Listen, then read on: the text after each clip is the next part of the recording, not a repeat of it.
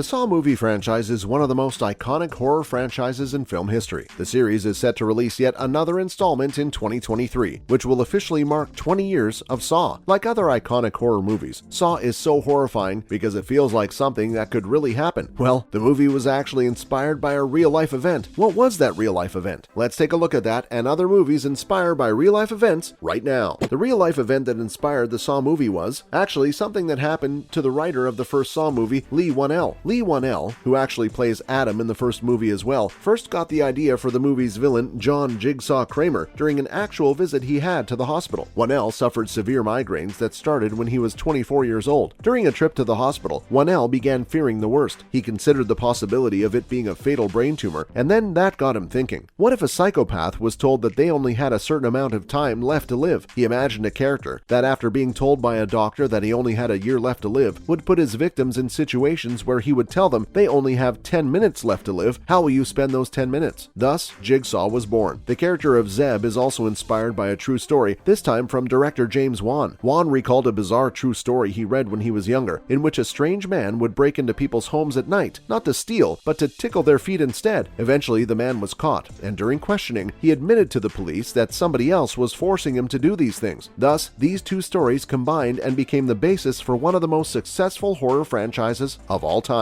The real-life event that inspired In Cold Blood was an event that was originally recorded into a non-fiction book by Truman Capote. That's right, in 1966, Truman Capote first published the non-fiction book In Cold Blood, which details the brutal murders of 4 members of the Clutter family in 1959. The following year, a film adaptation of In Cold Blood was released by Columbia Pictures. The true story of the murder goes that Herb Clutter, a prosperous farmer in western Kansas, his wife Bonnie and 2 younger children, Nancy and Kenyon, were living in a farmhouse in rural Kansas when 2 ex-convicts recently paroled from the Kansas State Penitentiary, Richard Eugene Dick Hickok and Perry Edward Smith, robbed and murdered Herb, Bonnie, Nancy, and Kenyon in the early morning hours of November 15, 1959. A former cellmate of Hickok's, Floyd Wells, had worked for Herb Clutter and told Hickok that Clutter kept large amounts of cash in a safe. In fact, Herb Clutter had no safe and transacted essentially all of his business by check. The scheme ended up being a total disaster, and the robbers left with a portable radio, a pair of binoculars, and less than $50. The 2 were eventually caught and sentenced for their crimes, spending 5 years on death row before being executed in 1965. The real-life event that inspired All the President's Men was one of the most infamous events in the history of American politics. All the President's Men came out in 1976, just 4 years after the infamous Watergate scandal broke into the news cycle, courtesy of the Washington Post. The film follows the real-life investigative journalism process of Bob Woodward, a new reporter at the Washington Post. As a new reporter, the Post assigned this story to Bob as they had deemed it of minor importance. However, as Woodward began to connect people back to the CIA and back to President Nixon, Carl Bernstein, another Post reporter, was added to the case. Then, when they were able to get a senior government official to act as a secret informant under the codename Deep Throat, the scandal began to break wide open. While there were many other factors involved in the Watergate scandal, this film focuses primarily on the role of the media, specifically the Washington Post, during this scandalous point in U.S. history. The real event that inspired Into the Wild was originally developed into a non-fiction book in 1996 by John Krakauer. However, 11 years later, the story had become so iconic that the book was then adapted into a film directed by Sean Penn and starring Emile Hirsch as the main character, Chris McCandless. Chris McCandless is also the name of the real person who inspired the original story. McCandless was a recent graduate of Emory University in Georgia when he decided to drop everything, give away his college fund to charity, and begin solo traveling the western United States. McCandless survived well enough on his own for 2 years. However, he chose to take his journey a step further and embark out to rural Alaska. He survived in the Alaskan wilderness for roughly 113 days before his estimated death of around August 18, 1992. McCandless was an avid fan of Henry David Thoreau and Jack London, who were both largely influential in McCandless's decision to embark on this journey. McCandless was also inspired by Transcendentalism, a movement that stresses the importance of moving into an entirely new realm of experience in order to revolutionize one's life. Ultimately, while the story meets a tragic end, it is a story that has inspired many, and McCandless will live on in our cultural zeitgeist for years to come. The real-life event that inspired The Social Network was not exactly how it happened in the movie. The Social Network is the story of Mark Zuckerberg and the creation of one of the largest social media websites to ever exist, Facebook. However, it is largely centered around a specific lawsuit between Cameron and Tyler Winklevoss boss, and Mark Zuckerberg and Eduardo Saverin and Mark Zuckerberg. While these lawsuits in the films were based on real lawsuits that were occurring between all of these parties, the details between characters have been disputed, primarily by the real Mark Zuckerberg himself. Zuckerberg claims that some details, such as his creation of Facebook as a means to get girls, is inaccurate, and he centers his desire to build things as the fundamental reason for its creation. Others represented in the film, such as Eduardo Saverin, have mentioned that the film is largely a dramatization of real events. However, they were not as nitpicky as Mark Zuckerberg. Perhaps Zuckerberg's concerns are more about the manner in which he is portrayed in the film than the actual validity of what is being portrayed. The real-life event that inspired Dallas Buyers Club was actually quite a tragic story. The film tells the true story of Ron Woodruff, played by Matthew McConaughey, an AIDS patient diagnosed in the mid-1980s when HIV/AIDS treatments were under-researched, while the disease was not understood and was highly stigmatized. As part of the experimental AIDS treatment movement, he smuggled unapproved pharmaceutical drugs into Texas for treating his symptoms and distributed them to fellow people with AIDS by establishing the Dallas Buyers Club, while facing opposition from the Food and Drug Administration, or FDA. Two supporting characters, Dr. Eve Sachs, played by Jennifer Garner, and Rayon, played by Jared Leto, were fictional roles created for the film from interviews with transgender AIDS patients, activists, and doctors. Presidential biographer and PEN USA winner Bill Minutaglio wrote the first magazine profile of the Dallas Buyers Club in 1992. The article, which features interviews with Woodruff and also recreated his dramatic international exploits, attracted widespread attention from filmmakers and journalists. The first scripts for the film were originally written in the 1990s and early 2000s, but the film went through a number of drafts that were rejected until 2009, when McConaughey was attached to the film. The original script, written by Craig Borton and Melissa Wallach, was the one that was eventually used for the film, which was released in 2014. The real-life event that inspired Hustlers 2019 was an event that features one of the biggest names in music today. The major plot of the story was lifted from a real criminal case that involved 4 strippers. The 4 real women who served as the inspiration for this plot, Samantha Barbash, Rosalind Keough, Karina Pascucci, and Marcy Rosen, were charged with multiple counts of grand larceny, assault, conspiracy, and forgery. Ringleader Samantha Barbash and her accomplice Rosalind Keough received no jail time. Barbash pleaded guilty and was given 5 years probation. Keough took a plea deal in March 2016 and escaped punishment. Karina Pascucci and Marcy Rosen pleaded guilty and were given weekends in jail for 4 months, in addition to 5 years probation. However, the story was also largely inspired by Cardi B, an American rapper and songwriter who once performed as a stripper before her rise to fame as a rapper and songwriter. Cardi B even went on to star in the film as a stripper named Diamond. Thank you so much for watching this video on the real-life event that inspired the Saw movies, as well as other real-life events that have inspired other movies. What did you think? Any movies based off of real-life events that we missed out on? Let us know in the comments below, and once again, thank you for watching.